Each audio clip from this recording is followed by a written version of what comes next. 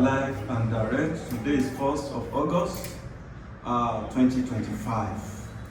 Yeah, in the name of our father and leader, Professor Emeritus Adebanji Stephen Akitoye, that is to you your diplomatic passport, Olayomi Koiki.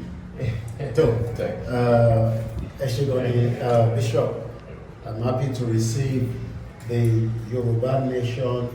As we have already said so many times, this is the diplomatic passport for those that are officials working for Professor Adebanji Akitoye and the Yoruba Self-Determination Movement.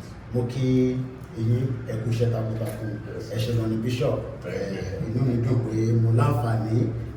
finally I've received, and you can see the Unrepresented Nations, Peoples and Organization, UNPO.